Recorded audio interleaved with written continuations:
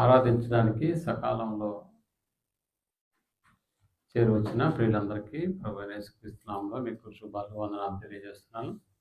ప్రియమైనటువంటి దేవుని వాళ్ళగా దేవుని యొక్క మహాకృప మన మీద ఉంటే తప్ప మనం భూమి మీద ఎలా బ్రతికి ఈ రోజున మనం చూడగలుగుతున్నామంటే అది ఆయన అనుగ్రహించినటువంటి కృప. ఎప్పుడు ఏం జరుగుతుందో తెలియనటువంటి దినాలేవి. ఒకవేళ రాత్రి పడుకున్నామంటే తిరిగి లేస్తాము అన్న గ్యారెంటీ లేదు. ఏదైనా ప్రయాణం పెట్టుకున్నామంటే తిరిగి మళ్ళీ వస్తామన్న ఆలోచన లేదు. నిన్న కాక మొన్న ఒక 5 మంది డాక్టర్లు కోర్సు చదువుతున్నారు, బుచ్చి నుంచి నెల్లూరు వచ్చేదానికి ఎంత టైం కావాలని అని ఒక క్షణంలో పాదాలనికి దిగిపోయినటువంటి పరిస్థితి. బుచ్చి దగ్గర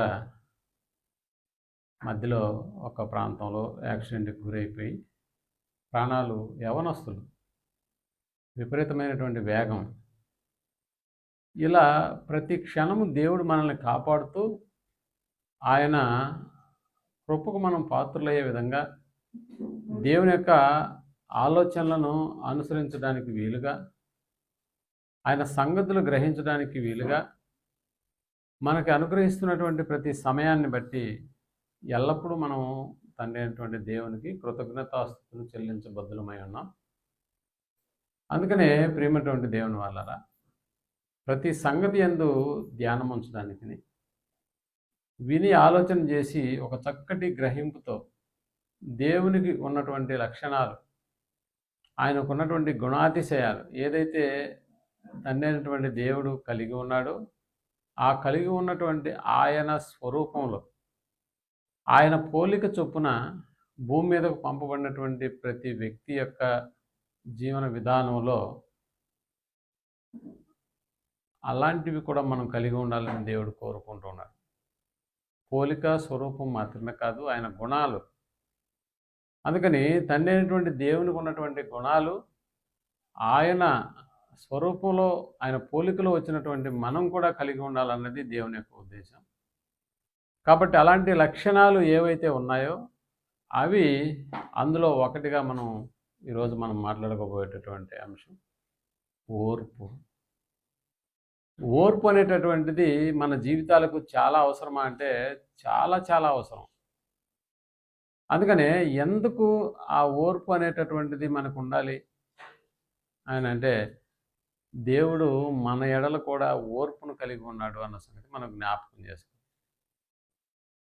ఆయన యొక్క ఓర్పును గురించి మాట్లాడితే ఎంత ఓర్పును కలిగి ఉన్నాడో మనకు అర్థమవుతుంది. ఎందుకంటే ఆయన మంచివారి మీదను చెడ్డవారి మీదను తన యొక్క ప్రేమను వెల్లడిపరుస్తున్నాడు అన్న సంగతి మనకు బాగా తెలుసు. అంటే నిజానికి దేవునికి ఓపిక అనేటటువంటిది లేకపోతే, ఓర్పు అనేటటువంటిది లేకపోతే ఆయనకు వ్యతిరేకంగా జీవిస్తున్నటువంటి ప్రతి మనుష్యుని కూడా ఏరివేస్తాడన్న సంగతి మనకు తెలుసు. ప్రతి మనుష్యుణ్ణి తీసేస్తాడన్న సంగతి తెలుసు. అందుకని ఆయనకున్నటువంటి ఓర్పు, ఆయనకున్నటువంటి ఆ లక్షణాన్ని గురించి ఆయన దీర్ఘశాంతము అన్న పదం వాడతాడు.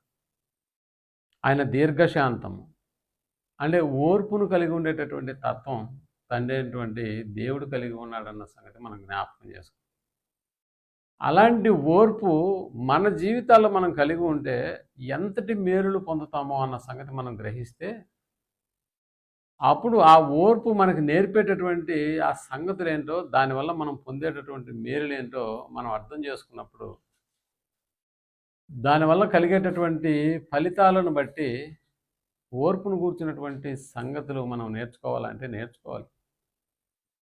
దానివల్ల పొందేటటువంటి ఫలితం ఎంత గొప్పగా ఉంటుందో అన్న సంగతి మీద మనం దృష్టి ఉంచినప్పుడు ఖచ్చితంగా ఓర్పు నేర్పించేటటువంటి సంగతుల మీద మనం దృష్టి ఉంచుకోవాలి. ఒకవేళ ఆ ఓర్పు నేర్పేటటువంటి సంగతుల మీద మనం దృష్టి ఉంచకపోతే మనం పొందేటటువంటి నష్టం అంతా ఇంత కాదు. కాబట్టి ఈరోజు మనం ఆలోచన చేద్దాం.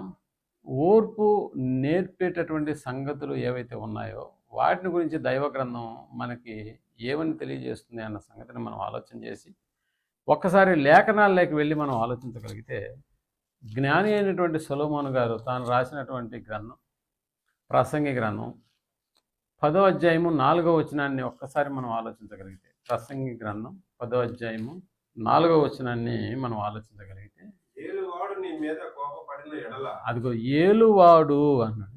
ఏలేటటువంటి వాడంటే పరిపాలన చేసేవాడు.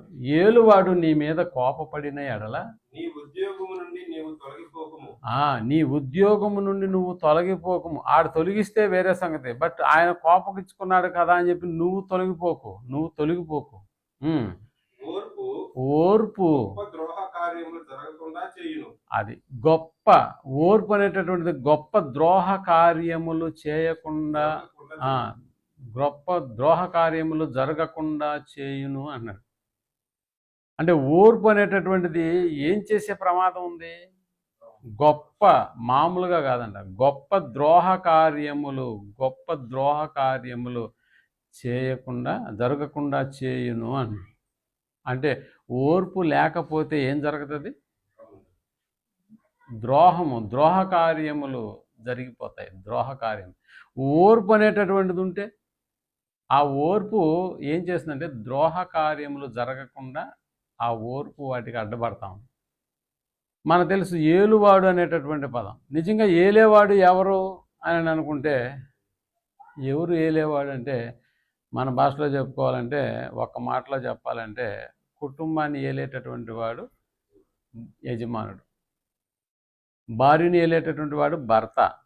అంటే మనకు తెలుసు కదా, యజమానుడుగా, తండ్రిగా, లేకపోతే భర్తగా ఒక కుటుంబ వ్యవస్థను మనం ఆలోచన చేసినప్పుడు ఆదికాండము 3వ అధ్యాయము 16వ వచనంలో ఈ మాటను దేవుడు ప్రస్తావన చేస్తూ, 3వ అధ్యాయం 16వ వచనాన్ని మనం ఆలోచన చేసినప్పుడు, ఆయన స్త్రీతో నీ ప్రయాసమును నీ గర్భ వేదనను నేను మిక్కిలి హెచ్చించదను, వేదనతో పిల్లలను కందువు, నీ భర్త ఎడల నీకు వాంఛ కలుగును. అదిగో ఏలేవాడు ఎవడు? భర్త. అందుకని ఒక కుటుంబంలో ఒక భర్త ఏళ్తాడు, నీ భర్త నిన్ను ఏలును. ఏలేవాడు ఒక యజమానిగా ఉంటాడేమో, ఒక తండ్రిగా ఉంటాడేమో, ఒక భర్తగా ఉంటాడేమో, ఏ పోస్ట్ ఏదైనా కూడా నిన్ను ఏలుతాడు అన్న సంగతి చెప్తాడు. అతడు నిన్ను ఏలును. నిజంగా మనకు తెలుసు, సమాజంలో కూడా మనల్ని ఏలేవారు ఉన్నారా అంటే, అవును, సమాజంలో కూడా మనల్ని ఏలేటటువంటి వాళ్ళు ఉన్నారు. ఉదాహరణకి మన వీధిలో వేలే వాళ్ళు ఎవరైనా ఉన్నారంటే, వీధికి ఒక గొప్ప మనిషి లేకపోతే ఓ పెద్ద మనిషి అనేటటువంటి అతని అండర్లో ఆ వీధి అంతా ఉంటుంది. ఇంకా గ్రామంలో మీరు కావాలంటే ఆలోచన చేయండి.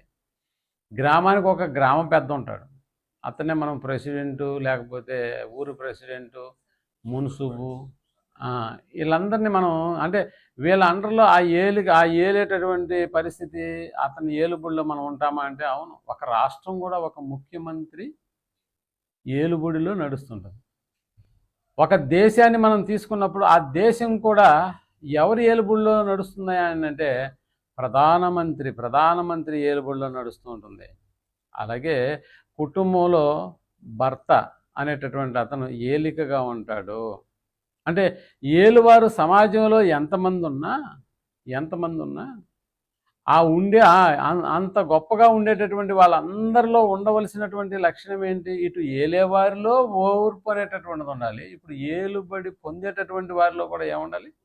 ఓర్పు అనేటటువంటిది ఉండాలి.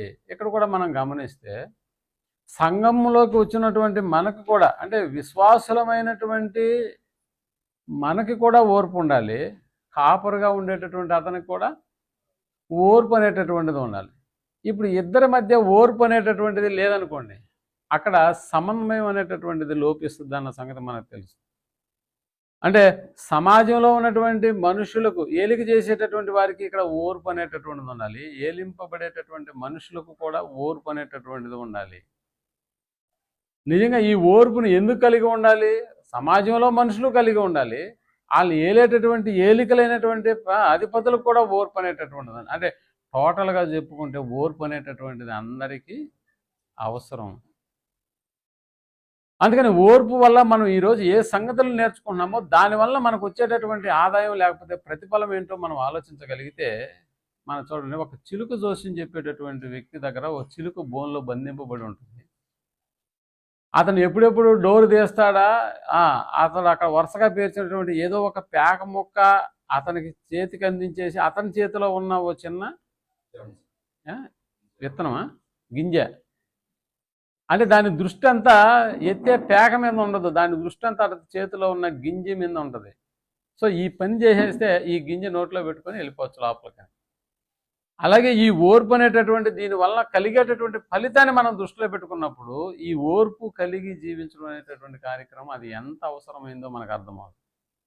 మనకు తెలుసు, ఈ క్రైస్తవ్యంలో ముఖ్యంగా స్థానిక సంఘాల్లో కావచ్చు, వచ్చినటువంటి కూర్చున్నటువంటి మనలో కూడా కావచ్చు, చాలామంది ప్రార్థన చేసేటటువంటి వాళ్ళుగా కూడా ఉంటారు. ఎప్పుడు చూసినా ప్రార్థన చేసేటటువంటి వాళ్ళుగా కొంతమంది మనకు కనిపిస్తూ ఉంటారు. ఇంకా చెప్పాలంటే కొంతమంది ఎప్పుడు చూసినా బైబిల్ చదివేటటువంటి వాళ్ళుగా ఉంటారు.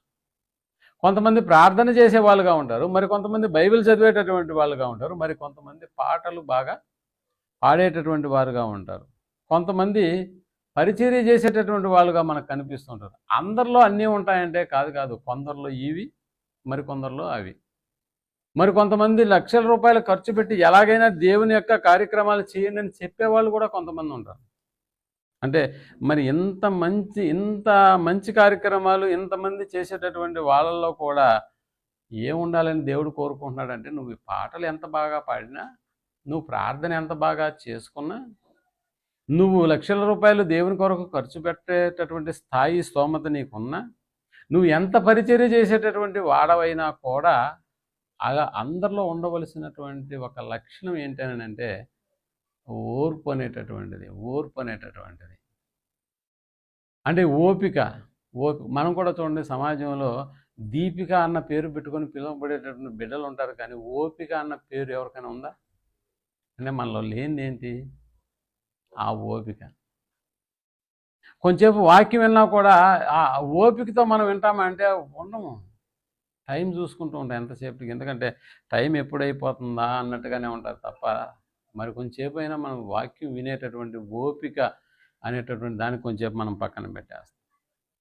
అందుకనే ప్రియమైనటువంటి వాళ్ళరా, స్థానిక సంఘాల్లో ఉన్నటువంటి ఆ తలాంత్ అనేటటువంటిది దేవుడు ఎన్ని రకాలుగా పాటలు పాడేదానికి కావచ్చు, ప్రార్థన చేసేదానికి కావచ్చు, పరిచర్య చేసేదానికి కావచ్చు, ఇలా దేవుడు తలాంతులు అంతమందికి పంచిచ్చిన అంతమందిలో ఆ తలాంత్ అనేటటువంటిదే మనకి స్పష్టంగా కనిపిస్తుందేమో, కానీ ఓపిక అనేటటువంటిది మాత్రం చాలా మందిలో మనకి కనపడదు. ప్రేమటువంటి వాళ్ళు బాగా గమనించండి, ఓర్పు అనేటటువంటిది కుటుంబాల్లో లేకపోతే ఆ కుటుంబాలు కాస్త ఏమైపోతాయని అంటే చిన్న భిన్నం అయిపోతాయి అన్న సంగతి మనకు తెలుసు. కారణం ఏంటంటే క్షణికావేశం. అప్పుడప్పుడు చెప్తుంటారు డాక్టర్లు, మీరు బాగా కోపపడతారా అంటే కోపపడమే కాదు, వెంటనే దాని యొక్క రియాక్షన్ కూడా ఉంటుంది అన్న సంగతి. మరి అలాంటప్పుడు మీరు ఏం చేస్తారు? ఏముంది, దగ్గరున్న వస్తువులను పగలగొట్టడమే. అలా కాదు, ఈసారి కోపం వచ్చినప్పుడు ఏం చేయాలంటే ఓ 10 అంకెలు లెక్క పెట్టండి అంటాడు. అంటే 10 తర్వాత మళ్ళీ పగలగొట్టొచ్చా అన్నది కాదు ఇక్కడ. అంటే మన ఓపిక అనమాట, మన ఓర్పు అనేటటువంటిది. అందుకని మనకు తెలుసు, భార్యలు కొంతమంది విసిగించేటటువంటి వాళ్ళు కూడా ఉంటారు. అందుకనే భర్త ఎలా ఉండాలి?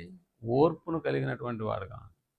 కొన్నిసార్లు భర్తలు కూడా భార్యలను విసిగించేటటువంటి వాళ్ళు కూడా ఉంటారు. కానీ ఇప్పుడు భార్యలకు ఉండవలసింది ఓర్పు అనేటటువంటిది.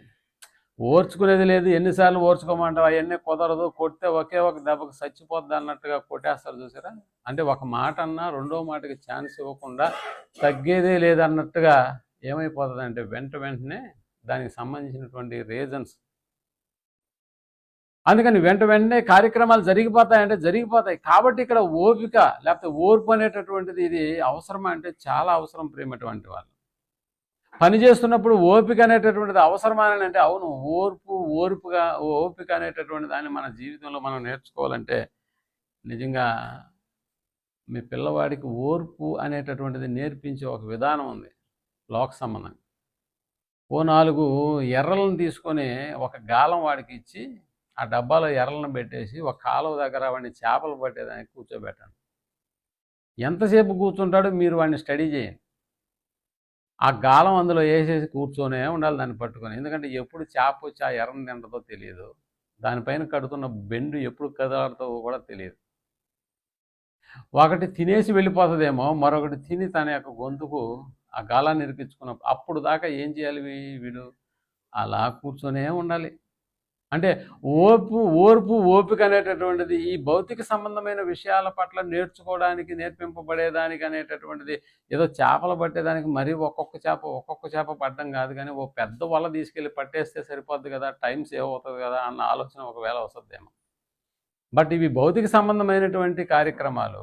బట్ ప్రియమైనటువంటి వాళ్ళరా, పని దగ్గర అనేటటువంటిది, మనం చేసేటటువంటి పని దగ్గర మనకు ఉన్నటువంటి ఓర్పు అనేటటువంటిది నిజంగా మనం ముఖ్యంగా క్రైస్తవ్యంలో మనం అర్థం చేసుకోవాల్సింది ఓపిక అనేటటువంటిది. అందుకనే నిజంగా మనం ఓర్పు అనేటటువంటి దాని విషయంలో ఇంత శ్రద్ధను ఎందుకు తీసుకోవాలి? అసలు ఒక పాఠంగా దీన్ని ఎందుకు ఒక అంశంగా రూపొందించుకొని ఒక గంట సేపు మాట్లాడుకోవాల్సినటువంటి అవసరత ఓర్పు అనేటటువంటిది ఆ విషయంలో ఉందా అంటే ఉంది. ఎందుకు ఇంత ప్రాధాన్యతను మనం ఓర్పు అనేటటువంటి దానికి ఇస్తున్నామని అంటే ఎందుకో కాదు, ఈ ఓర్పుకు కర్తగా ఎవరున్నారో తెలుసా? తండ్రి అయినటువంటి దేవుడు. క్రీస్తు కర్తగా ఉండేటటువంటిది దేనికైనా అంటే విశ్వాసమునకు కర్త యేసు ప్రభుల వారు. బట్ ఓపికకు లేకపోతే ఓర్పుకు కర్త ఎవరో తెలుసా? తండ్రి అయినటువంటి దేవుడు. ఒకసారి మనం రోమీలకు రాసిన పత్రిక 15వ అధ్యాయం, రోమీలకు రాసిన పత్రిక 15వ అధ్యాయం 5-6 వచనాలను మనం ఆలోచించగలిగితే, మీరు ఏకభావము గలవారై ఏకగ్రీవముగా అదిగో మన ప్రభు అయిన యేసుక్రీస్తు తండ్రియగు దేవుడు మహిమపరచు నిమిత్తము క్రీస్తు యేసు చిత్త ప్రకారము ఒకనితో ఒకడు మనస్సు కలిసిన వారై ఉండునట్లు అండర్లైన్ చేసుకోండి. ఓర్పునకును ఆదరణకును కర్తయగు దేవుడు. అదిగో ఏం మాట్లాడుతున్నాడు? ఓర్పునకును ఆదరణకును కర్త ఎవరు అని అంటే దేవుడు. ఆ దేవుని గురించి ఆయన మాట్లాడుతూ మన ప్రభు అయిన యేసుక్రీస్తు తండ్రియగు దేవుని మహిమపరుచు నిమిత్తము అన్నాడు. అంటే ఇక్కడ యేసు ప్రభుల వారు ఉన్నటువంటి కర్తగా ఉన్నటువంటి ఆ కార్యక్రమం, అది విశ్వాసమునకు కర్త అన్న పదం యేసు ప్రభుల వారికి ఎలా వర్తిస్తుందో, ఇప్పుడు ఓర్పు అనేటటువంటి ఓర్పునకును ఆదరణకును కర్తయగు దేవుడు అన్న పదం, అంటే ఓర్పుకు కర్త అంటే కారకుడు. ఓర్పుకు కారకుడు ఎవరయ్యా అంటే దేవుడు. అందుకని ప్రియమైనటువంటి వాళ్ళరా, ఇక్కడ యేసు తండ్రి అయినటువంటి దేవుని యొక్క లక్షణాలు మనకు తెలుసు. ఆయన పరిశుద్ధుడు కనుక మనం కూడా ఎలాగ ఉండాలి?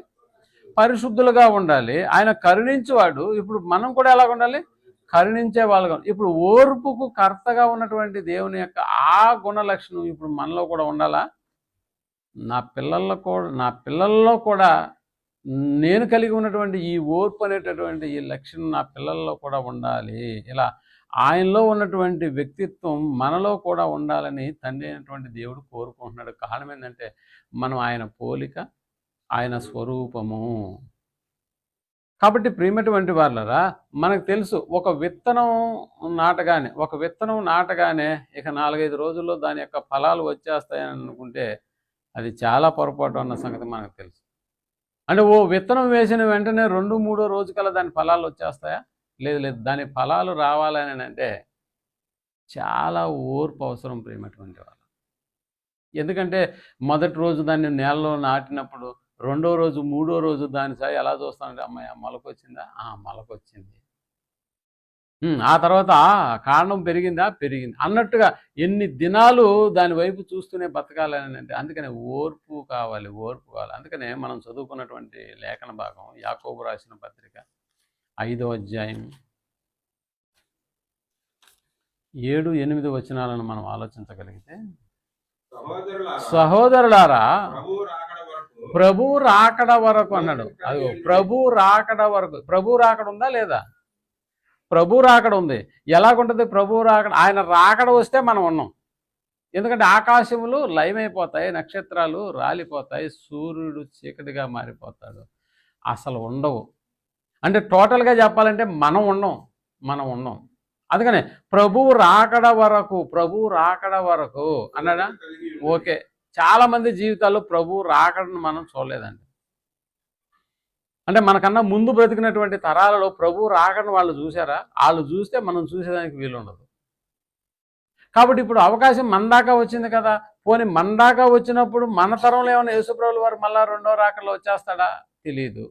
ఎందుకంటే కాలాలు సమయాలు యేసుక్రీస్తు యొక్క స్వాధీనంలో లేవు. అసలు మనకు తెలియని విషయం ఏంటంటే ఆయన ఎప్పుడు వస్తాడో తెలియదు, మనం ఎప్పుడు పోతామో కూడా మనకు తెలియదు. అంటే ఇక్కడ ఓపిక అనేటటువంటిది రెండు విషయాల మీద మనం కలిగి ఉండాలి. ఒకటి ప్రభువు రాకడ వరకు, రెండోది మనం పోకడ వరకు, అంటే మనం పోయేంత వరకు అనేటటువంటి పదాన్ని మనం యాడ్ చేసుకుంటే ఏదో ఒక రోజు మనం కూడా వెళ్ళిపోతాం. అలా వెళ్ళిపోయేంత వరకు, లేదు వెళ్ళిపోలేదు ఇంకా నిలుచున్నామా, ఒకవేళ ప్రభువు వచ్చేటటువంటి సమయం వరకైనా మనలో ఉండవలసింది ఏంటంటే ఓపిక అన్నాడు, చూసాడా. అందుకనే సహోదరులారా, ప్రభువు రాకడ వరకు ఓపిక కలిగి ఉండండి.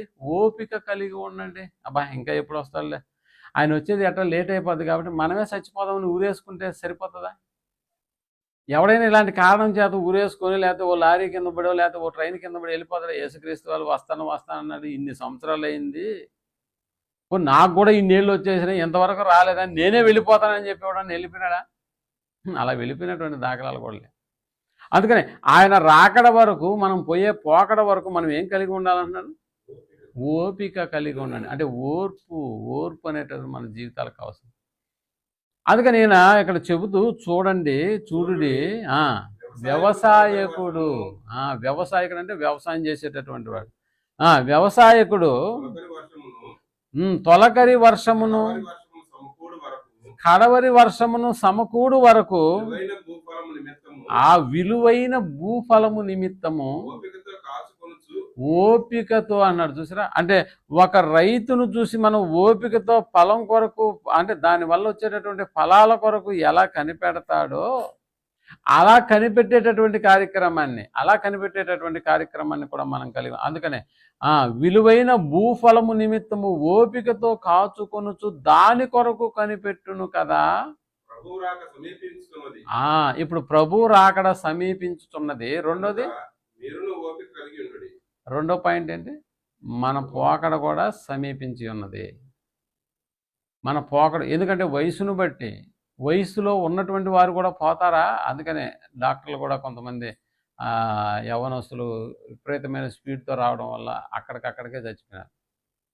నిజంగా ఆ టీవీ వాడు దాన్ని కెమెరా ఆ కారు ముందు పెట్టి తీస్తున్నప్పుడు ఇది యాక్సిడెంట్ అయిన కారు లాగా లేదండి, ఏదో ఒక బుల్డోజర్ వచ్చి దాన్ని తుక్కుగా నలిపేస్తే ఎలా ఉంటుందో అలా అయిపోయింది అన్నట్టుగా చూపిస్తున్నాడు ఆ కారుని.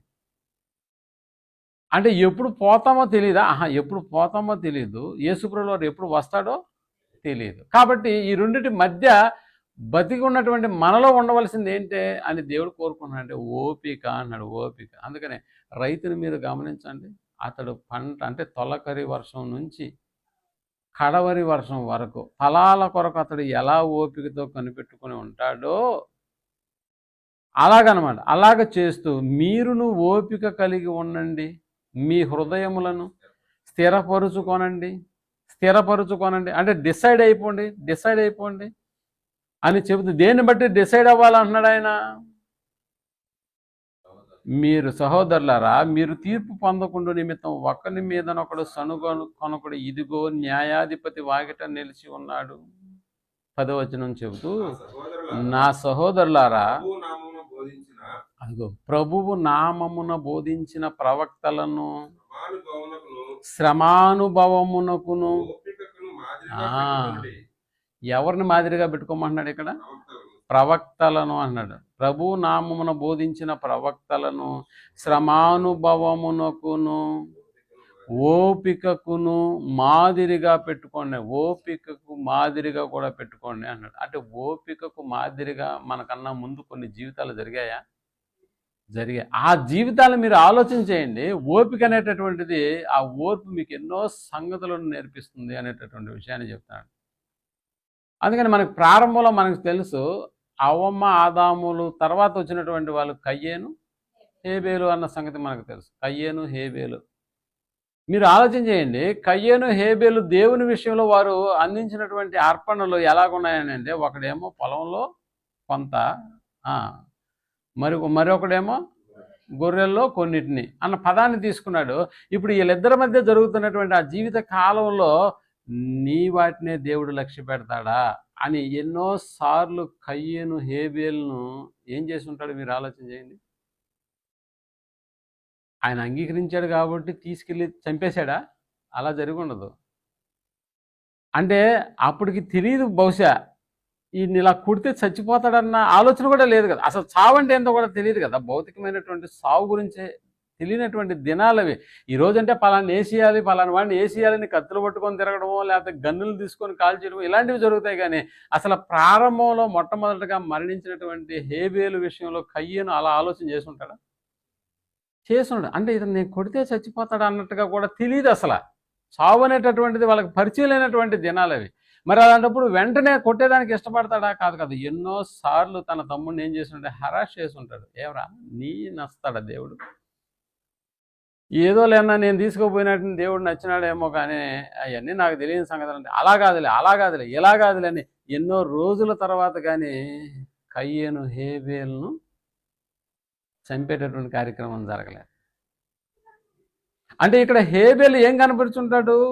చాలా ఓపిక. తన అన్న ఎన్నిసార్లు తనని హరాష్ చేసినా కూడా చాలా ఓపికతో తన యొక్క జీవితాన్ని అలా, అంటే హేబేలు విషయంలో ఆలోచన చేస్తే తన అన్న ఎన్ని విధాలుగా కష్టపెట్టినప్పటికీ కూడా ఓపిక కలిగినటువంటి జీవితాన్ని కలిగిన వాడుగా మనకు కనిపిస్తుంది. ఆ తర్వాత కానీ అతను ఆ రాయి తీసుకొని కొట్టేసి తలబగల కొట్టేసి పొలంలో ఇలా జరుగుండొచ్చేమో. అందుకనే మన ముందు కూడా తండ్రి అయినటువంటి దేవుడు చాలా అద్భుతమైనటువంటి విషయాలు రాయిస్తూ ఒకసారి హెబ్రీలకు రాసిన పత్రిక 12వ అధ్యాయము 2వ వచనాన్ని మనం ఆలోచన చేయగలిగితే, హెబ్రీలకు రాసిన పత్రిక రైట్ 2వ వచనం కలిపి ఉంటుంది, చదవండి. ఇంత గొప్ప సాక్షి సమూహము మేఘము వలె మనల్ని ఆవరించి ఉన్నందున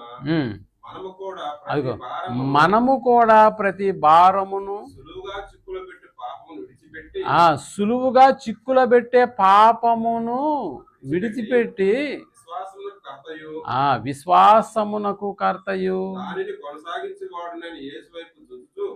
యేసు వైపు చూచుచు ఇప్పుడు అర్థం. మన ఎదుట ఉంచబడిన పందెములో ఎలా పరిగెత్తాలంట?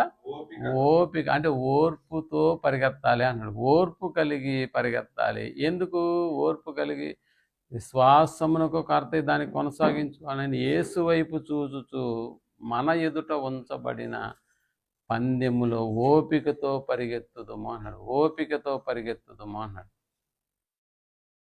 నిజంగా చెప్పాలంటే జీవితాన్ని ఓపికగా పరిగెత్తు అన్న దేవుని మాటలు మనకి చదువుకునేటప్పుడు ఇవి సులభంగా ఉంటాయేమో, కానీ ఒక గంట సేపు కూర్చొని వాక్యం వినాలంటే ఆ ఓపిక ఉంటుందా? మధ్యలో ఎన్నో ఫోన్లు, ఎన్నో తలంపులు, ఎన్నో ఆలోచనలు, రాత్రి జరిగినటువంటి గొడవ మళ్ళీ రిపీట్ అయ్యేటటువంటి మనస్సు మనది. వీటన్నిటిని కూడా ఒక్కసారి పక్కన పెట్టేసి దేవుని వాక్యం అందు లక్ష్యం ఉంచేటటువంటి కార్యక్రమం ఏమైనా జరుగుతుందా అంటే లేదు. అందుకనే ఓపిక అన్నాడు ఆయన. ఓర్పు అనేటటువంటిది మనకు అవసరమా? అవును. అందుకనే ఓర్చుకొని అన్నిటినీ సాధించాలా అంటే అవును, ఓర్చుకొని అన్నిటినీ సాధించాలి. ఓర్పు అనేటటువంటిది మన జీవితాల్లో నిజంగా చాలా గొప్ప సంగతిని ఒక వ్యక్తి కలిగి ఉన్నాడని అంటే అది ఓర్పును కలిగించేటటువంటి కార్యక్రమం, ఓర్పు కలిగి ఉండేటటువంటి కార్యక్రమం. అదే చూడండి ఒకసారి హెబ్రీలకు రాసిన పత్రిక 6వ అధ్యాయం 15వ వచనాన్ని కూడా మనం ఆలోచించగలిగితే, 6వ అధ్యాయం 15వ వచనం హెబ్రీలకు రాసిన పత్రిక. ఆ మాట నమ్మి అతడు ఓర్పుతో సహించిన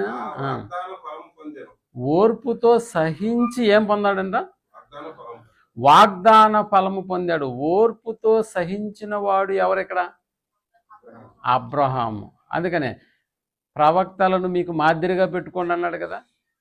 అంటే ఓపికకును శ్రమానుభవమునకును మనం ఎలా పెట్టుకోవాలంటే వారి జీవితాలను, అందుకనే ఓపికతో అబ్రహాం గారు ఇప్పుడు చెప్తున్నారు. అబ్రహాం ఆ మాట నమ్మి అతడు ఓర్పుతో సహించి ఆ వాగ్దాన ఫలమును పొందెను అన్న పదం మనకి ఇక్కడ కనిపిస్తుంది.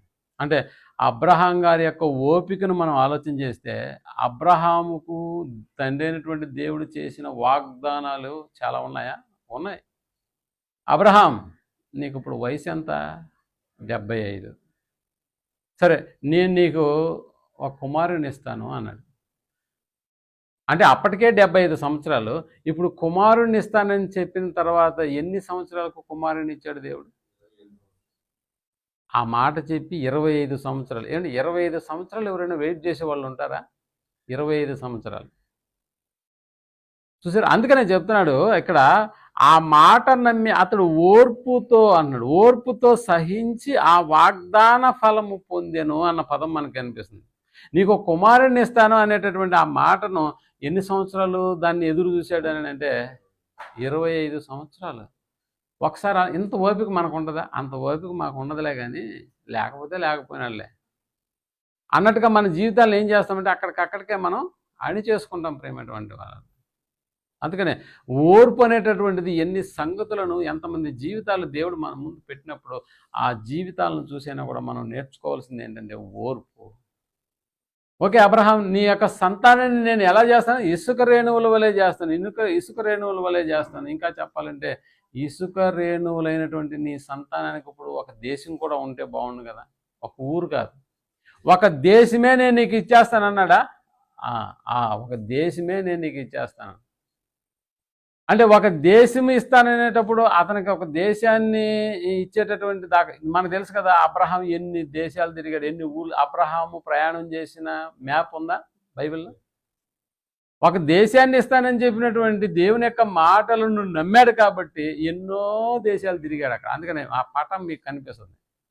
ఇదేంటిది, దేవుడు దేశాన్ని ఇస్తానన్నాడు కానీ ప్రతి దేశం నుంచి మళ్ళా బయలుదేరు అని అంటూ ఉన్నాడు అని అంటే దేశాన్ని ఇస్తాడా ఎవడా? అందుకని అతడు ఓపికతో, అతడు ఓర్పుతో ఆ మాట నమ్మి అతడు ఏం చేశాడంట? ఆ మాట నమ్మి ఓపికతో ఎదురు చూసినటువంటి అబ్రహాము ఆ వాగ్దాన ఫలమును అనుభవించాడా లేదా? అనుభవించాడు, కానీ వెంటనే జరగలేదు కదా. అందుకనే దేవుడు కూడా మనకి ఏం చేస్తాడంటే పరీక్షను పెడతాడు. పరీక్ష ఓర్పును కలిగిస్తుంది. మీకు తెలుసు కదా పరీక్ష.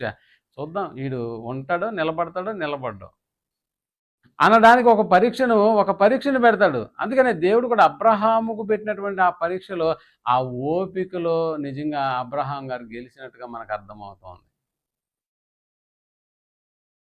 మనం కూడా పాటలు పాడుకుంటూ ఉంటాం, మారాలి మారిన మనస్సే దేవునికి ఇవ్వాలి.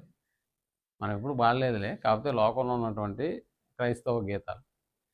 అంటే దీన్ని బట్టి మారాలి అని పాడుకుంటానే ఉంటాం. ఎప్పటికైనా కూడా మారాలి అంటూ ఉంటామే తప్ప మారినాను నేను నీకు మనసు ఇచ్చానని ఎప్పుడన్నా పాడామా? మళ్ళా ఆ పాట ఎత్తుకుంటే మళ్ళీ మారాలి అంటే అప్పటిదాకా మారలేదా? 100 సార్లు ఆ పాట పాడినా మనం మారం. అందుకనే 101వ మళ్ళీ అదే పాట మళ్ళీ పాడినా కూడా మళ్ళీ ఏ పాట వస్తుంది? మారాలి అంటామే తప్ప మారాను మనసును నీకు ఇచ్చాను అన్న పదం రాదు. అందుకని మనకు తెలుసు ప్రవక్తల జీవితాలను దేవుడు మన ముందు ఉంచాడని అంటే ఆ ప్రవక్తల జీవితాలు ఓపికకును శ్రమానుభవమునకును మాదిరిగా ఉంచుకోండి అంటాడు. అంటే ఓపిక కలిగినటువంటి జీవితాలు, ఇలా ఓర్పు అనేటటువంటిది నేర్పు సంగతులు ఏమన్న సంగతిని గురించి కూడా ఆనాడు జీవించినటువంటి ప్రవక్తల జీవితాల్లో ఎవడు వాళ్ళకి వెళ్ళి చెప్పలేదు ప్రేమటువంటి వాళ్ళ. పోనీ అబ్రహాంకి ఎవరైనా చెప్పారా? ఓర్పుతో ఉండు, ఓపిక కలిగి ఉండు, దేవుడు వాగ్దానం చేశాడు ఇస్తాడని ఎవరైనా పోనీ భార్య అన్నా చెప్పిందా? లేదు. ఎవరైనా వచ్చి చెప్పారా? లేదు. అయినా కూడా అబ్రహాం గారి యొక్క జీవితంలో ఓర్పు అనేటటువంటి మనకు కనిపిస్తుంది. ఓపికతో సహించి ఆ వాగ్దాన ఫలమును పొందెను అన్న పదం మనకు తెలుసు. తర్వాత కాలంలో మనకు తెలుసు ఇశ్రాయేలుకు నాయకుడిగా తండ్రి దేవుని ద్వారా జన్మింపబడినటువంటి మోషే గారి జీవితాన్ని కూడా మనం ఆలోచన చేసినప్పుడు మనకు తెలుసు కదా, ఆయన యొక్క పుట్టుక ఇవన్నీ కూడా మనకు తెలుసు. నిర్గమాకాండంలో ఆయన పుట్టిన విధానం రాస్తున్నాడు, ఆయన పెరిగిన ప్రదేశాన్ని గురించి కూడా రాస్తున్నాడు. ఎన్ని సంవత్సరాలు అక్కడ పెరిగాడయ్యా? ఫరో యొక్క కోటలో ఒక రాజకుమారుడిలాగా పెరిగాడు.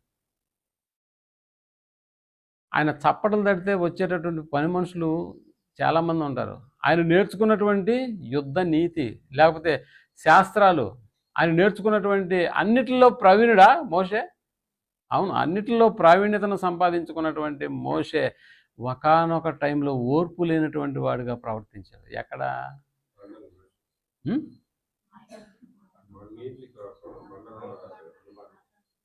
అది ఓకే, ఎంటర్ అయిపోయినప్పుడు అదన్న తన సహోదరులు ఎలాగుండాలని చూడడానికి వచ్చినప్పుడు తన సహోదరులో ఒకరిని ఐగుప్తీయుడు వాద్యమాడుతూ ఉండడం చూసి ఒకే ఒక దెబ్బకి, ఎందుకంటే యుద్ధ విద్యలు నేర్చినటువంటి వ్యక్తి కదా, లేఖనాల్లో ప్రవీణుడు కదా, ఎంతటి బలవంతుడో మీరు ఆలోచించండి. ఒకే ఒక దెబ్బకి ఐగుప్తుని ఏం చేసినట్టంటే, ఒరే ఆ నిలబడి ఎందుకురా కొట్టుకుంటున్నారు అని తన సహోదరుడి పక్షాన మాట్లాడి వాదించేసి వాడిని తరివేసింటే కూడా నేను ఎవరు అనుకుంటున్నావు అని చెప్పి వాడిని తరివేసింటే కూడా బాగుండు. కానీ ఒకే ఒక దెబ్బకి ఆడు ఏమైపోయాడంటే చచ్చిపోయాడు.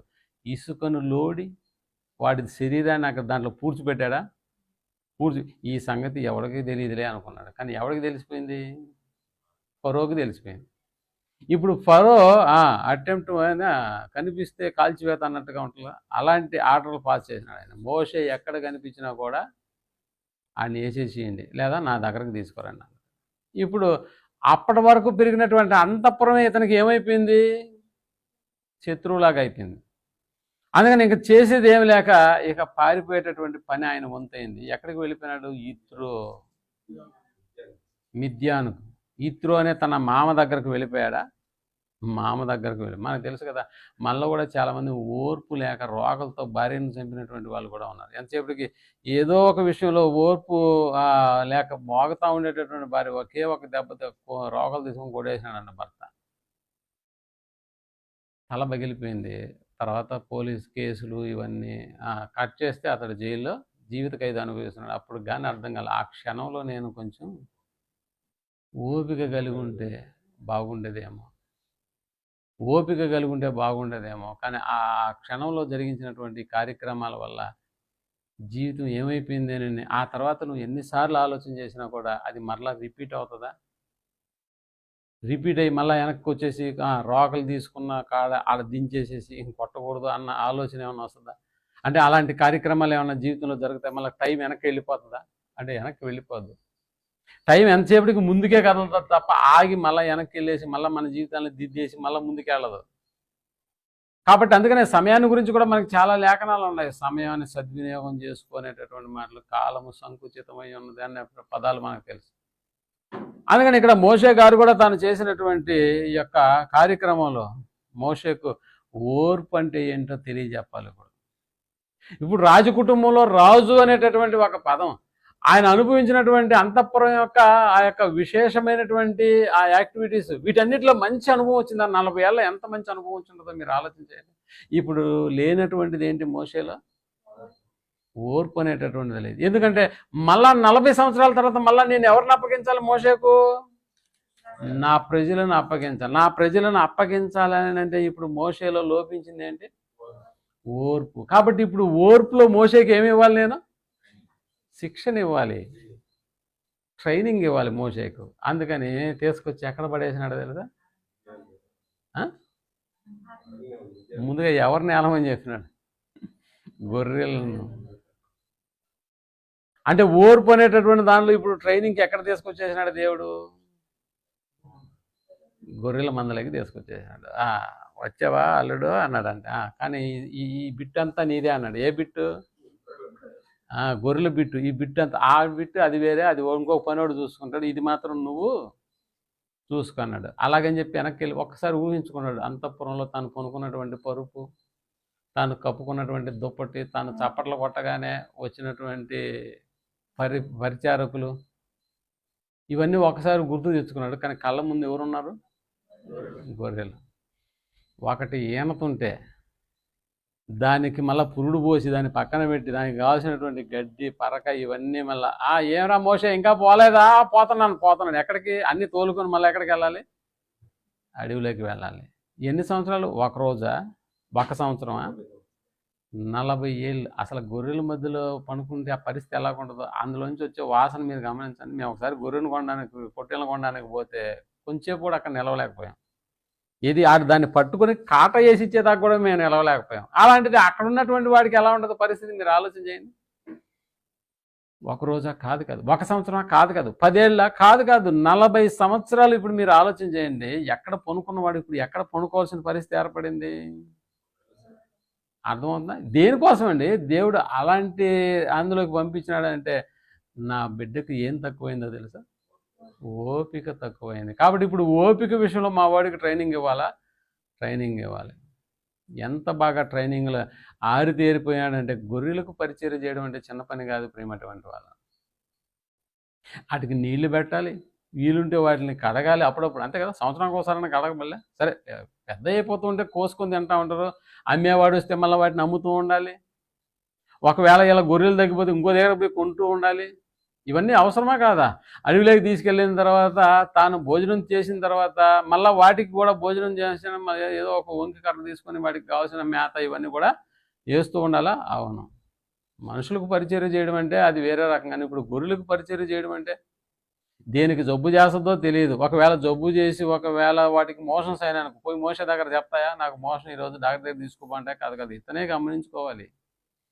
ఏ గొర్రె కన్నా జ్వరం వస్తే చెప్తుందా? లేదు లేదు, ఇతనే గమనించుకోవాలి. అన్నీ ఇతనే చేసుకోవాలా? అవును, అన్నీ ఇతనే చేసుకోవాలి.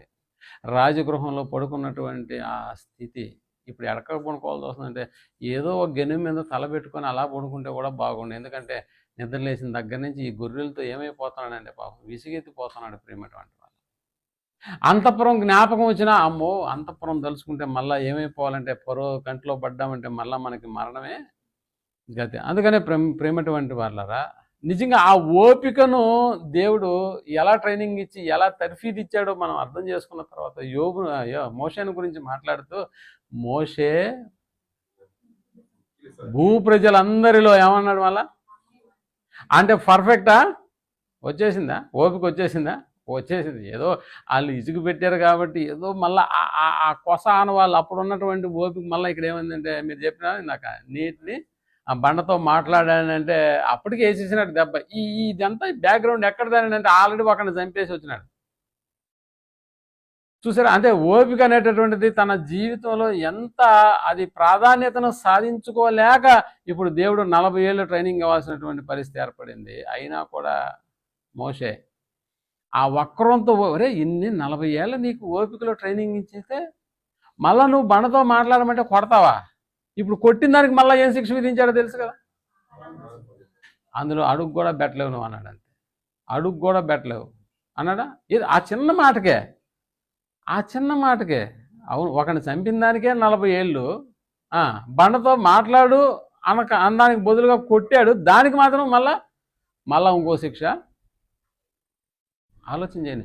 అంటే ఓపిక అనేటటువంటిది మన జీవితాల్లో ఎంత ప్రాధాన్యతను కలిగి ఉండాలన్న సంగతిని మనం జ్ఞాపకం పెట్టుకుంటే నిజంగా దానివల్ల పొందే ప్రతిఫలం చాలా ఎక్కువ ప్రేమటువంటి వాళ్ళు.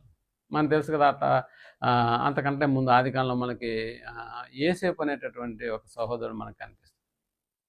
అంటే తన అన్నల విషయంలో, యోసేపు విషయంలో తన అన్నలు చూపించినటువంటి హరాస్మెంట్ అంతా ఇంత కాదు.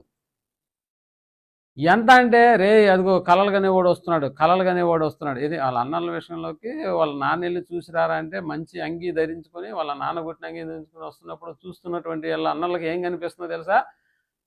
కలలు కనేవాడు వస్తున్నాడు అంటే ఎలా చూసుంటారో మీరు ఆలోచన చేయండి. తన తండ్రి కొడుకే, తన సహోదరుడే, కానీ ఎలా ఆ చూపులు ఎలా ఉన్నాయంటే ఆయన్ని చంపేయాలన్నట్టుగా ఉందా? అవును, చంపేయాలన్నట్టుగా ఉంది. ఎందుకో ఆ రూబేన్ అనేది వాడిని చంపడం వల్ల మనకేమొస్తుందో, వద్దులే వాడిని అమ్మేస్తే డబ్బులు వస్తాయి, అంతే కదా. అమ్మేస్తే ఇప్పుడు అతను చంపడానికి తీసుకున్న నిర్ణయం వెనకాల యోసేపు ఏమైనా ఎదిరించి పోరాడగలడా? చేయలేడు. కాబట్టి తన జీవితంలో తాను చూపించింది ఏది, ఆ బాలుడుగా ఉన్నప్పుడే తన యొక్క జీవితం ఎందుకు వీళ్ళతో మాట్లాడితే కూడా కొట్టి కూడా చంపేస్తారేమో అన్నట్టుగా ఏమైపోయినాడంటే, ఓపిక కలిగి తన అన్నలు ఏం చేస్తున్నారు అన్న విషయాన్ని అతడు చూస్తూ ఉండిపోయాడే తప్ప తిరిగి ఎదిరించడానికి అతడు సాహసం చేయలేదు. అందుకని తీసుకెళ్ళి ఒక నీళ్లు లేని గోతులో వేసేసినారు. అన్న ఎందుకు ఇక్కడ దించుతున్నారు, వద్దన్నా వద్దన్నా అన్నట్టుగా ఎంత బతిమలాడు ఉంటాడో మీరు ఒక్కసారి ఆలోచన చేయండి. అయినా కూడా వాళ్ళు కనికరం చూపించలేదు. మరలా తెల్లారి అందులో నుంచి తీసి మళ్ళా అటు పోతున్నటువంటి మిద్యానీయులు వాళ్ళకు అమ్మేసినారు, కొంత డబ్బు తెచ్చేసుకున్నారు, అంతా అయిపోయింది. అయినా కూడా ఎక్కడా కూడా తిరుగుబాటు అనేటటువంటి తన జీవితంలో జరిగించలేదు. అది యోసేపు గారు కనపరిచినటువంటి ఓపికకు తార్కాణం. అందుకని మనం ఇక్కడ చక్కగా మనం గమనించగలిగితే, అంటే ఆ తర్వాత తన జీవితంలో ఎలాంటి పెనుమార్పులు సంభవించాయో మనకు తెలుసు. ఆ తర్వాత ఐగుప్తు దేశానికి రాజు ఎవరు అంటే యోసేపు గారు. అప్పుడు తన అన్నలు తన దగ్గరకు వచ్చినప్పుడు కూడా ఇప్పుడు కక్ష తీర్చుకోవాల్సినటువంటి తమ్ముడే వాళ్ళ అన్నలను చూసి ఎంతగా సంతోషపడ్డాడో తెలుసు. అంటే మళ్ళా తిరిగి తన అన్నల మీద కోపగించుకోవడానికి ఇష్టపడలేదు. తన అన్నలను చూసి ఎంతగా ప్రేమించేటటువంటి స్థితిని కలిగి ఉన్నాడు. అన్న, ఆ రోజు మీరు చేసిన ఆ కార్యక్రమం ఆ రోజు మీకు చెడ్డదే, నాకు కూడా చెడ్డదే, కానీ దేవుడు మేలు కొరకే దీన్ని మన విషయంలో జరిగించాడు. కాబట్టి మీ మీద నాకు ఎలాంటి ద్వేషం లేదు. మీరు ఒక పని చేయండి, నాన్నను తమ్ముడు ఎవరు లాస్ట్ తమ్ముడు బెన్యామీను అందరూ వచ్చేసింది, ఇక్కడే ఉండిపోదాం అనేటటువంటి ఆ మాటలు పలికి తర్వాత అక్కడ కానాన్లోంచి ఐగుప్తుకు వచ్చినటువంటి తన యొక్క కుటుంబ పరిస్థితులు మనకు తెలుసు. అంటే ఇక్కడ మనం ఆలోచించవలసింది ఏంటంటే, ఎన్ని శ్రమలు ఎదురైనా కూడా యోసేపు తన జీవితంలో కనపరిచింది ఏంటంటే ఓపిక. అందుకని ఎంతటి ఉన్నతమైనటువంటి స్థాయికి తీసుకెళ్ళిందో ఒకసారి మీరు ఆలోచించేయండి. ఆ తర్వాత ఇశ్రాయేలు బాగా స్థిరపడ్డారు. స్థిరపడిన తర్వాత వాళ్ళకి కానాన్ అనేటటువంటి దేశం భూభాగాలుగా పనిచేసేది అన్ని వాళ్ళకి ఇచ్చేసినారు. ఆ తర్వాత చుట్టుపక్కల వాళ్ళని చూసి ఇశ్రాయేలు ఏమన్నారంటే, మాకు కూడా మమ్మల్ని ఏడడానికి ఒక రాజు కావాలి అని అన్నారు. సరే, అప్పటికి సమూయేలు ప్రవక్తలను దేవుడు ఏర్పాటు చేసి సమూయేలు దగ్గరకు వచ్చి వాళ్ళు చెప్పినటువంటి మాటకు దేవుడు సమ్మతించి, సరే సమూయేలు, వాళ్ళు విసర్జించింది నిన్ను కాదు నన్నే, సరే పోయి పలానోడు ఉన్నాడు సౌలు అనేటటువంటి వాడు ఉన్నాడు, ఆయన తీసుకొచ్చి అభిషేకం చేసి వీళ్ళకి రాజుగా చేసి అన్నప్పుడు సౌలు రాజుగా అయిపోయాడు. మనకు తెలుసు. రాజుగా అయిపోయిన తర్వాత ఇప్పుడు సౌలుకు కూడా ఏం లేదయ్యా అంటే ఓపిక అనేటటువంటిది లేదు. సౌలు విషయంలో నిజంగా బలులు అర్పించాల్సినటువంటి యాజకుడు వచ్చి దాన్ని అర్పించాలి, కానీ యాజకుడు రావడం లేట్ అయింది. ఇప్పుడు బలులు అర్పించాల్సినటువంటి యాజకుడు రావడం లేట్ అయితే ఇప్పుడు ఆ బలులు అర్పించే కార్యక్రమాన్ని ఎవరు తీసుకున్నారు? ఆ రాజుగా నేను చేస్తే తప్పేంటి, నేనేంటి, అతని కోసం నేను ఎదురు చూడాలా అని ఏం చేశాడంటే దుడుకు పడిపోయాడు. ఓపిక అనేటటువంటి అక్కడ కూర్చోవాలి, యాజకుడు వచ్చేంత వరకు అక్కడ కూర్చొని యాజకుని ద్వారా బలులు అర్పించి ఆ తర్వాత కార్యక్రమాన్ని మొదలు పెట్టాలి తప్ప ఆయన రావడం లేట్ అయితే అందుకని నేనే చేసేస్తాను అన్నట్లుగా అతడు జరిగించినటువంటి ఆ కార్యక్రమాన్ని మనం ఆలోచన చేసినప్పుడు అక్కడ ఓపిక లేక తాను జరిగించినటువంటి ఆ కార్యక్రమం విషయంలో సౌలుకున్నటువంటి ఉద్యోగం కాస్త ఏమైపోయింది? ఏ ఉద్యోగం ఆయన అప్పటి వరకు చేస్తున్నది? రాజుగా ఉండేట. అందుకనే ఉద్యోగం పోయిందా? అవును. ఓర్పు లేదు, బలులు అర్పించాడు. అందుకనే మనం ఆలోచన చేస్తే ప్రేమటువంటి వాళ్ళరా, ఇక్కడ ఓర్పు లేనటువంటి జీవితాలు మనం గమనించినప్పుడు ఆ జీవితాల్లో మనకి కనిపిస్తున్నది ఏంటి అని అంటే, మనకి నేర్పిస్తున్నది ఏంటంటే ఓపిక లేకపోతే దానివల్ల వచ్చేటటువంటి పరిమాణాలు వేరుగా ఉంటాయి అన్న సంగతి మనం జ్ఞాపకం. ఓపిక కలిగి ఉంటే పొందేటటువంటి వాగ్దానాలు వేరుగా ఉంటాయి. కాబట్టి సౌలు విషయంలో ఓపిక లేదు. కాబట్టి ఇక్కడ ఏం జరిగిందంటే ఉన్న ఉద్యోగం కాస్త పోయింది, మామూలు పరిస్థితి ఏర్పడిపోయినాయి. బట్ మోషే గారి విషయంలో ఒకప్పుడు ఓపిక లేదు, ఓపికను నేర్పించాడు దేవుడు ట్రైనింగ్ ద్వారా. అయినా కూడా దాని యొక్క కొస మెరుపులు అక్కడక్కడ కనిపించి బండను మాట్లాడమంటే కొట్టేసాడు. దానివల్ల కూడా అతను పొందినటువంటి ఫలితం ఏంటంటే కనానులో కాలు పెట్టనివ్వకుండా ఉండేటటువంటి పరిస్థితి. ఇవన్నీ కాదు కానీ ఇది చరిత్ర, పాత నిబంధనలో ఉన్నటువంటి విషయం. మరి క్రొత్త నిబంధన మనకు సంబంధించినటువంటి చట్టం. అందులో క్రొత్త నిబంధన ఎవరిని బేస్ చేసుకుని రాయబడిందో మనకు తెలుసు, మన రక్షకుడైనటువంటి యేసు ప్రభుల వారు. అందుకని ఆయన జీవితాన్ని ఒక్కసారి మనం ఆలోచన చేసినప్పుడు పౌలు గారు దెసలోనికి రాసిన 2వ పత్రికలో యేసు ప్రభుల వారిని గురించి రాస్తూ, దెసలోనికి రాసిన 2వ పత్రిక 3వ అధ్యాయము 5వ వచనాన్ని మనం ఆలోచించగలిగితే, దేవుని యందు ప్రేమయు దేవుని అందలి ప్రేమయు అన్నాడు. 3వ అధ్యాయం 5వ వచనం 2వ దశలోనికి రాసిన వచనం. దేవుని అందలి ప్రేమయు క్రీస్తు చూపిన ఓర్పును ఏం మాట మాట్లాడుతున్నావు చూసారా? క్రీస్తు చూపిన ఓర్పు అన్నాడు. దేవుని అందలి ప్రేమయు క్రీస్తు చూపిన ఓర్పును మీకు కలుగునట్లు. ప్రభువు మీ హృదయములను ప్రేరేపించును గాక. అంటే ప్రభు ప్రేరేపిస్తేనే ఇప్పుడు మన హృదయంలోకి కూడా ఏమొస్తుంది? ఓర్పు అనేటప్పుడు మీరు అనుకోవచ్చు, నేను ఓర్పు లేకపోవడం కారణం కూడా దేవుడే అని అంటావా? ఎందుకంటే నన్ను ఆయన ప్రేరేపించలేదు. నిన్నెందుకు ప్రేరేపిస్తాడు? నువ్వు దేని మీద మనసు పెడుతున్నావో దాని విషయంలో నిన్ను ప్రేరేపించడానికి అపవాది ఆల్రెడీ ఉంటాడు. ఇప్పుడు దేవుని విషయాల్లో నీ మనసు ప్రేరేపింపబడం అంటే నీకంటూ కొంత ఆసక్తి ఉండాలా? ఎలాగైనా నేను తొందరగా వెళ్ళిపోవాలన్న నిర్ణయం తీసుకో. దేవుడు నీకు సహాయం చేయకపోతే అప్పుడు అడుగు. ఎలాగైనా ఫస్ట్ పార్ట్ అయిపోయిన తర్వాత వెళ్ళాలని డిసైడ్ చేసుకో. దేవుని మనసుని హృదయాన్ని ప్రేరేపింపడన్న సంగతి నువ్వు ఆలోచన చేసుకో. ఎలాగైనా ముందుగా వెళ్ళిపోవాలన్న నిర్ణయం తీసుకో. ఎంత ట్రాఫిక్లో ఉన్నా కూడా నువ్వు ఒక్కడివే వెళ్ళిపోతావు. ఆ మధ్య ఒక డాక్టర్ నాతో కలిసినప్పుడు చెప్తున్నాడు, ఆయన ఒక కారులో ప్రయాణం చేస్తున్నాడు. కారులో కాదు, ఆటోలో అనుకుంటా. ఆటోలో ప్రయాణం చేస్తున్నప్పుడు అంట తన ముందు కూర్చున్న డ్రైవరు, తన పక్కన కూర్చున్నటువంటి 2 ప్రయాణికులు, తన వెనక డోర్ తీస్తుంటారు కదా, వెనక కూర్చున్నటువంటి మరొక ఇలా 4 చచ్చిపోయారంట. ఇతను మాత్రం ఏం దెబ్బ తగలేదు. అసలు చెప్తున్నా నాకు చాలా ఆశ్చర్యం వేసింది. ఒరే ఇది మా జీవితాల్లో కదా జరగాలి.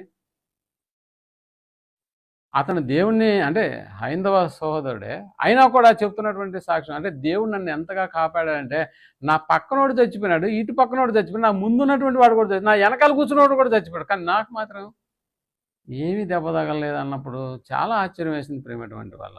అంటే ఆయన చెప్తున్నాడు దేవుడు నన్ను ఇంకా బతికిచ్చాడంటే దాని అర్థం ఏంటో తెలుసా అంటున్నాడు. మళ్ళా వాక్యం తెలియదు అయినా కూడా నీతి అతనికి అర్థమైపోయింది. నా వల్ల ఏదో కార్యక్రమం ఉంది కాబట్టి నన్ను కాపాడాడు అనేటటువంటి ఆ కృతజ్ఞత కలిగినటువంటి జీవితం కనిపిస్తుంది ప్రేమ. మనం కూడా చూడండి, ఎన్ని కార్యక్రమాలు చేసినా దేవుడు మన హృదయాలను ప్రేరేపించాలి అని అంటే నువ్వు విషయంలో నువ్వంటూ కొంత ఆసక్తిని కనపరచాలి. నేను అందుకనే చెప్తున్నాను, దేవుని యొక్క కార్యక్రమంలో ఒక్క అడుగు వేసి చూడు. ఆ ఒక్క అడుగు నీదే ఉండాలి, నువ్వే ముందు ఉండాలి. నీ వెనకాల ఎన్ని అడుగులు వస్తాయి ఒక్కసారి ఆలోచించి. అందుకని ఇక్కడ చెప్తున్నాడు, దేవుని అందలి ప్రేమయు క్రీస్తు చూపిన ఓర్పును మీకు కలుగునట్లు ప్రభు మీ హృదయములను ప్రేరేపించునుగాక అనేటటువంటి పదం మనకు కనిపిస్తుంది. అంటే ఇక్కడ యేసు ప్రభుల వారిని దేనికి మాదిరిగా చూపిస్తున్నాడంటే క్రీస్తు చూపిన ఓపిక. అందుకనే ఆ ఓపిక ఇప్పుడు క్రీస్తు చూపిన ఓర్పు మీకు కలుగునట్లు. అంటే యేసు ప్రభుల వారు ఇప్పుడు ఓపికను కనపరిచాడా తన జీవితంలో? ఓర్పును కలుగున్నాడా యేసు ప్రభుల వారు? అవును. ఓర్పును ఎలా చూపించాడు యేసు ప్రభుల వారు?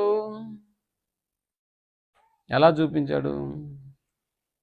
నువ్వు తిండిపోతూ, నువ్వు త్రాగుబోతూ, నువ్వు పాపులకి స్నేహితుడువు, నువ్వు ఇంకా చెప్పండి దెయ్యం పట్టినోడు అన్నా కూడా ఏమన్నాడో తెలుసా? నీ అమ్మకి దెయ్యం పట్టింది, నీ తమ్ముడికి దెయ్యం పట్టింది, నేనుగా తిండిపోతుంది, నువ్వు మీ నాన్న ఒక్కొక్కరు ఎంత తింటారో తెలుసా అన్నాడా? అలా అన్నాడా? ఎక్కడ రియాక్షన్ అనేటటువంటిది లేదు ప్రియమైనటువంటి వాళ్ళ. కారణం ఏంటి? ఓర్పు. మీరు ఆలోచన చేయండి. ఇది అంటే నాకు తెలిసి బైబిల్ భాషలో అలా రాయించాడేమో అనిపిస్తుంది దేవుడు. కానీ ఆ రోజు జరిగిన ఇన్సిడెంట్లో ఇంతకన్నా ఘోరంగా ఉంటాయా పదాలు? ఎందుకని మా అక్క ఒకరోజు ఆ పక్కింటి ఆమె ఇంకొక ఆమె తగులు వేసుకుంటా ఉంటే అవి మాటలు కాదని ఆయన నేను వినలేకపోయినానంటే అట్ట కాదక్క సన్నీ ఇక్కడ ఆయన కూర్చోబెట్టి వాళ్ళు తిట్టే కొత్త పదాలు ఉంటాయి, అవి రాపించుకోక మనకు కూడా ఉపయోగపడతాయి ఏదో ఒక రోజు అని. అంటే తిట్లలో కూడా ఎన్ని రకాల తిట్లు ఉంటాయో, కొత్త వర్డ్స్ ఇప్పుడు వచ్చేస్తా ఉన్నాయి. అవి కూడా ఎప్పుడు వినుండం మనం అలాంటి వర్డ్స్ తిట్టడానికి. బహుశా బైబిల్ రాయబడినటువంటి ఈ కాలంలో యేసుప్రభుల వారిని తిండిపోతూ తాగుపోతూ ఇది జనరల్గా అనిపిస్తున్నాయి కదా మనకి. ఇవి చిన్నవి అనమాట, మన దృష్టిలో చాలా చిన్న పదాలు ఇవి. కానీ అంతకన్నా పెద్ద పదాలు ఉంటాయా? అమ్మ నానోడితో నేను చెప్పలేను అంటుంటారు అప్పుడప్పుడు. అంటే ఇప్పుడు యేసుప్రభుల వారి జీవితంలో ఆయన పొందినటువంటి అవమానాలు, ఆయన పొందినటువంటి శ్రమలు ఏమైనా తక్కువ? వెనకాల వచ్చి ఒకడు కొట్టి ముందుకు వచ్చి మళ్ళీ ఎవరు కొట్టారో చూపించి అన్నప్పుడు రియాక్షన్ ఎలాగుంటుంది మీరు ఆలోచించండి. ఎక్కడైనా కొట్టు ముచ్చిన గుండెలో కొట్టబాక నన్ను అంటుంటారు. కానీ యేసుప్రభుల వారి జీవితంలో జరిగింది ఏంటి?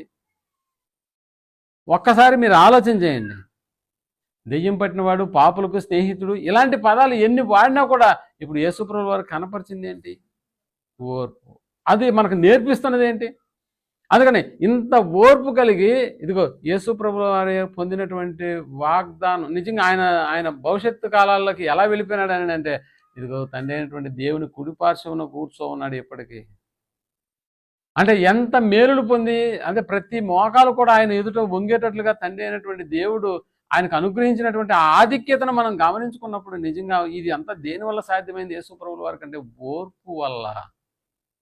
కొట్టేటటువంటి వాడిని కూడా కొట్టకుండా దీవించాడు అని అంటే, కొరడా దెబ్బలు, ఉమ్ము వేత, ఎన్ని మాటలు ఆయన పడలేదు మీరు ఆలోచన చేయండి. కారణం మనం కూడా అలా చూపించడానికే అన్ని హింసలు, అన్ని బాధలు, అన్ని అవమానాలు ఎవరు ముందు ఉంచాడంటే యేసు ప్రభువుల వారి ముందు ఉంచాడు ప్రియమైనటువంటి వారు.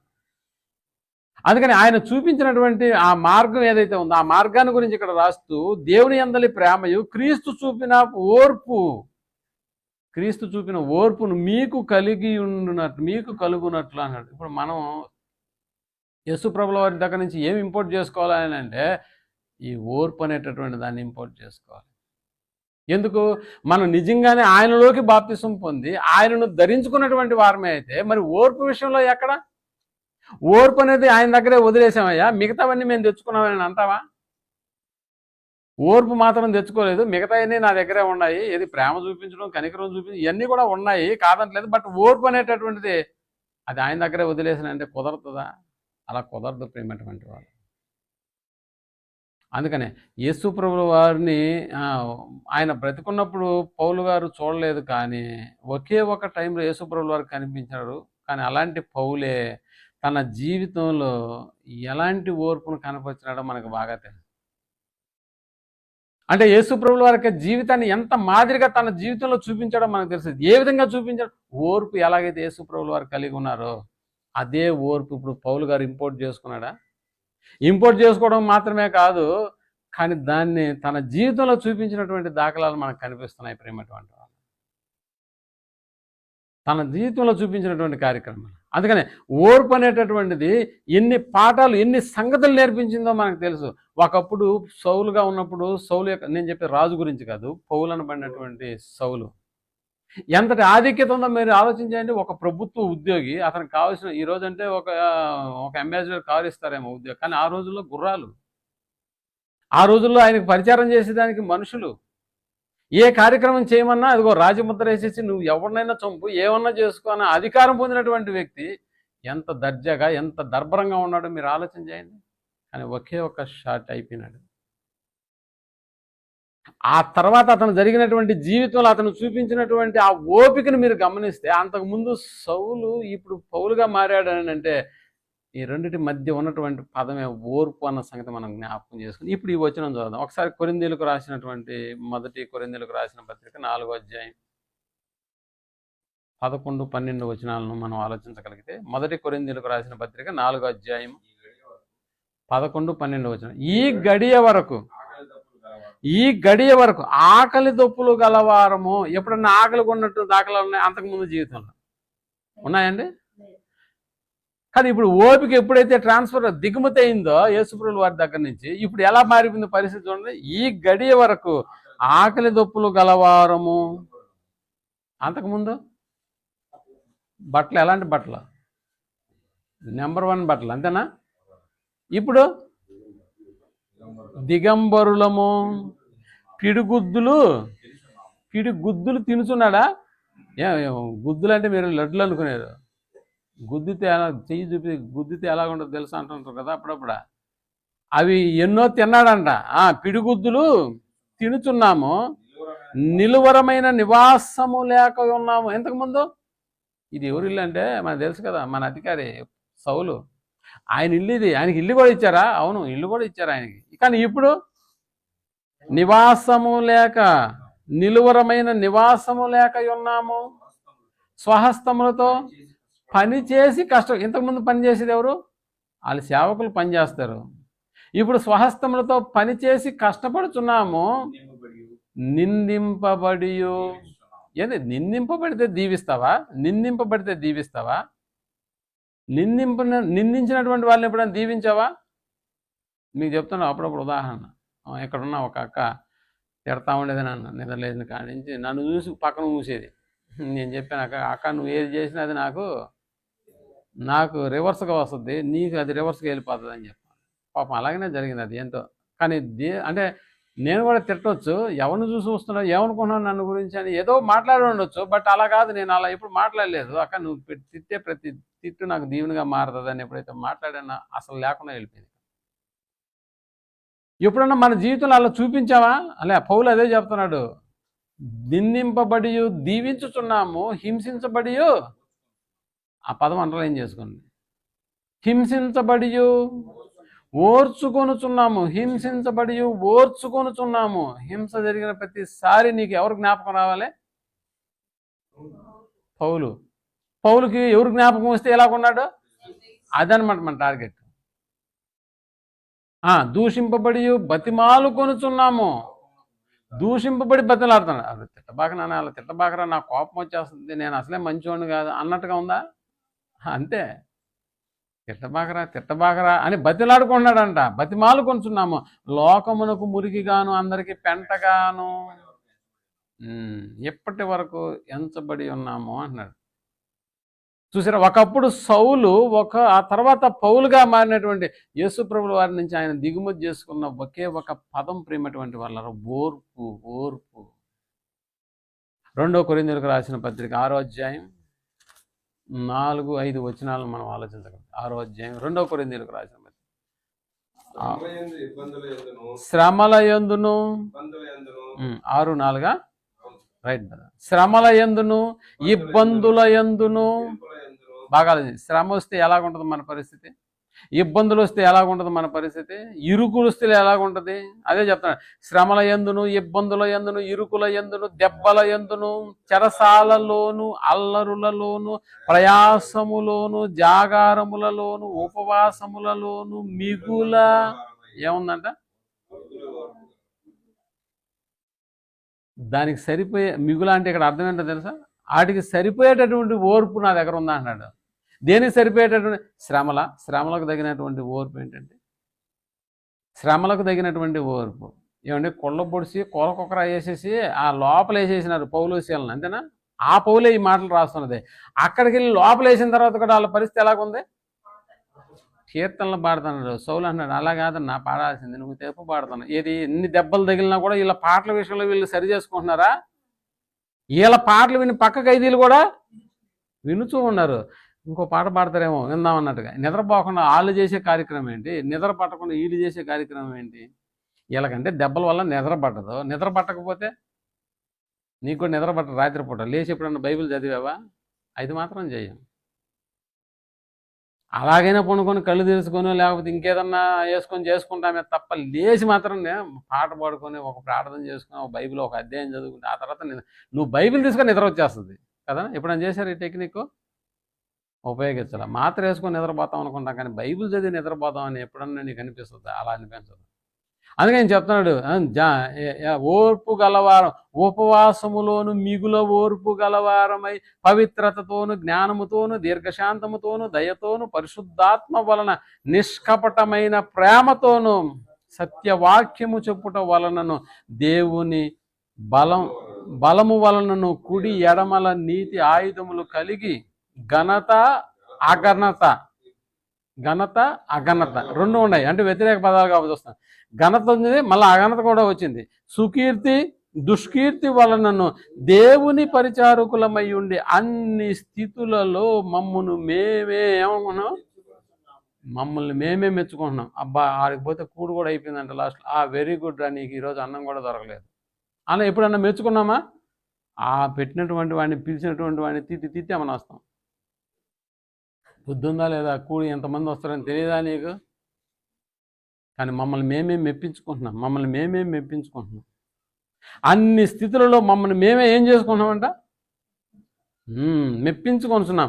మేము మోసగాండ్రమైనట్లుండి సత్యవంతులము, తెలియబడిన వారమైనట్లుండి బాగుగా తెలియబడిన వారము, చనిపోవు వారమైనట్లుండి ఇదిగో బ్రతుకుతున్నాము. శిక్షింపబడిన వారమైనట్లుండి చంపబడని వారము, దుఃఖపడిన వారమైనట్లుండి ఎల్లప్పుడూ సంతోషించు వారము, దరిద్రులమైనట్లుండి అనేకులకు ఐశ్వర్యమును కలిగించు వారము, ఏమీ లేని వారమైనట్లుండి సమస్తమును. ఏమీ లేదా? ఏమీ లేదు, కానీ అన్నీ ఉన్నాయా? అన్నీ ఉన్నాయి, అప్పటికప్పటికి వచ్చేస్తాయి. నువ్వు ఎప్పుడు ఆ జీవితాన్ని ట్రై చేయలేదు కదా, ట్రై చేయలే, ఏమీ ఉండదు నీ దగ్గర, కానీ ఆ టయానికి అన్నీ. అది పౌలు చెప్తున్నది. ఇవన్నీ ఎందుకు మాకు ఇలా జరుగుతున్నాయో తెలుసా? మేము ఇంపోర్ట్ చేసుకున్నది ఏంటో కాదు, ఓర్పు మాకు నేర్పించే పాఠం అది. అందుకని ప్రియమైనటువంటి వాళ్ళరా, ఓర్పు అనేటటువంటి పాఠంలో చివరిగా ఒక వచనాన్ని చదువుకొని మనం ముగించుకుందాం. తిమోతికి రాసిన మొదటి పత్రిక, పౌలు గారే చెప్తూ తిమోతికి రాసిన మొదటి పత్రిక 6వ అధ్యాయం 11-12 వచనాలను మనం ఆలోచించగలిగితే, దైవజనుడా, దైవజనుడు అంటే మనం అందరం దైవజనులమేనా? ఆ రోజు అంటే తిమోతికి రాసినాడు. ఈరోజు మనమందరం కూడా దేవుని కార్యక్రమంలో పాల్గొనే వాళ్ళమే, దేవుని యొక్క మాటలు ఇతరులకు చెప్పేటటువంటి. అందుకని దైవజనుడా, నీవైతే వీటిని విసర్జించి, బాగా లెక్కేసుకోండి, నీతిని, భక్తిని, విశ్వాసమును, ప్రేమను, మళ్ళీ అండర్లైన్ చేసుకోండి, ఓర్పును. ఎన్ని చెప్పినాడు? నీతి, భక్తి, విశ్వాసము, ప్రేమ, ఓర్పు. 5వది ఓర్పు. సాత్వికమును 6. ఏం చేయాలంట? అందులో ఏముంది? మన పాయింట్ ఉందా? ఓర్పును సంపాదించుకున్నటకు. ఈరోజు మనం ఏం సంపాదించుకోవడానికి ప్రయాసపడుతున్నాం ఒక్కసారి చెప్పాలి, ముగించేసుకుందాం. ఈరోజు మనం సంపాదించుకోవడానికి ప్రయాసపడేటటువంటివి ఏమైనా ఉన్నాయంటే డబ్బు, బంగారు, వెలగల వస్త్రాలు, ఇళ్ళ ప్లాట్లు, ఇవేనా? వీటిని సంపాదించుకోవడానికి మనం ఎంత ప్రయాసపడుతున్నామో నువ్వు అర్థం చేసుకుంటే, వాటి స్థానంలో ఇప్పుడు ప్రయాసపడవలసింది ఏంటి అన్న సంగతి మనం ఆలోచన చేస్తే, అందులో మనకి స్పష్టంగా మనకు కనిపిస్తున్నటువంటిది ఓర్పు. ప్రియమైనటువంటి వాళ్ళ, అంటే మిగతా అవసరం లేదని నా ఉద్దేశం కాదు, బట్ మన టాపిక్ ఓర్పు. వాటిని సంపాదించుకోవడానికి ఏం చేయమంటున్నాడో తెలుసా? ప్రయాసపడు అన్నాడు. సంపాదించుకోవడానికి ప్రయాసపడు. ఏమన్నా ఇప్పుడు ఓర్పుని నేను సంపాదించుకుంటే దానివల్ల నాకు కలిగేది ఏంటి అని ఒకవేళ నీకు క్వశ్చన్ మార్క్ అనిపిస్తే, నువ్వు దానివల్ల సంపాదించుకునేది పరలోకము. పరలోకాన్ని ఒక్కసారి నువ్వు ఊహించుకో, ఆ పరలోకాన్ని నువ్వు పొందబోతావు. కాబట్టి ఇప్పుడు మన జీవితంలో ఓపిక అనేటటువంటిది చాలా ప్రముఖమైనటువంటి పాత్రను వహిస్తుంది. అందుకనే ప్రేమ, దాంతోపాటు ఆ లిస్టులో ఏటిని చేర్చాడని అంటే ఓర్పు అనేటటువంటి దాన్ని సంపాదించుకోవడానికి ప్రయత్నం చేస్తున్నాడు. కాబట్టి ఓర్పు అనేటటువంటిది మన జీవితానికి చాలా అవసరం, అంటే చాలా అవసరం. అందుకనే ఓర్పు నేర్పేటటువంటి ఈ సంగతుల ద్వారా మనం పొందబోయేటటువంటి లోకం, మరొక లోకం ఉంది. ఆ లోకమే పరలోకం, దేవుడు ఉన్నటువంటి లోకం. పోనీ ఒక 70 ఏళ్ళు ఇలాగ బ్రతికి వెళ్ళిపోయేటటువంటి లోకం అది కాదు. కోటాను కోట్ల సంవత్సరాలు తండ్రి అయినటువంటి దేవునితో గడపగలిగేటటువంటి ఆ ఉన్నతమైనటువంటి లోకం. ఆకలి ఉండదు, నిద్ర ఉండదు, దాహం ఉండదు, ఎల్లప్పుడూ ఆనందించేటటువంటి కార్యక్రమం ఆ లోకంలో ఉంటుంది. కాబట్టి ఆ లోకాన్ని సంపాదించుకోవడానికి నేడు మన ముందున్నటువంటిది ఏంటి? ఓర్పు అనేటటువంటి దాన్ని. ఓర్పు కలిగి ఓర్పును సంపాదించుకోవడానికి మనం ప్రయాసపడితే రాబోయే ఉన్నతమైనటువంటి లోకం మన సొంతం అవుతుంది. కాబట్టి ఓర్పు నేర్పేటటువంటి ఈ సంగతులందు మనం లక్ష్యం ఉంచి ఆ రాబోయేటటువంటి ఉన్నతమైనటువంటి లోకాన్ని మనం అందరము సంపాదించుకోవాలని, చేరుకోవాలని కోరుకుంటూ ఈ మాటలు ముగిస్తున్నాను. ప్రార్థన చేసుకున్నాను. ప్రేమ కలిగిన మా గొప్ప తండ్రి, మీ మాటలు ఎంతో ఉన్నతమైనటువంటి, విలువ కలిగినటువంటి, నా విలువ కలిగినటువంటి మీ మాటల పట్ల లక్ష్యం ఉంచడానికి మీరు మాకు అనుగ్రహించినటువంటి మరొక దినాన్ని బట్టి, జీవిత కాలాన్ని బట్టి, జీవితాన్ని బట్టి మీకు ఎల్లప్పుడూ మేము కృతజ్ఞతాస్తుతులు చెల్లించబద్దులమైన అన్న నీ కృపలో మేమందరం విన్నటువంటి మాటల పట్ల లక్ష్యం ఉంచి మా జీవితాల్లో ఓర్పు అనేటటువంటి ఎంత ప్రాధాన్యతను సంతరించుకుంది, దాన్ని సంపాదించుకోవడానికి మేము ప్రయాసపడేటటువంటి బిడ్డలుగా మీ ముందు ఉన్నట్లుగా సహాయం చేసి నడిపించమని ఈ ప్రార్థనను మా రక్షకుడును మీ ప్రియకుమారుడైనటువంటి యేసు ప్రభుల వారి నామములో ప్రార్థించి అడిగి వేడుకొనుచున్నాం తండ్రి. ఆమేన్.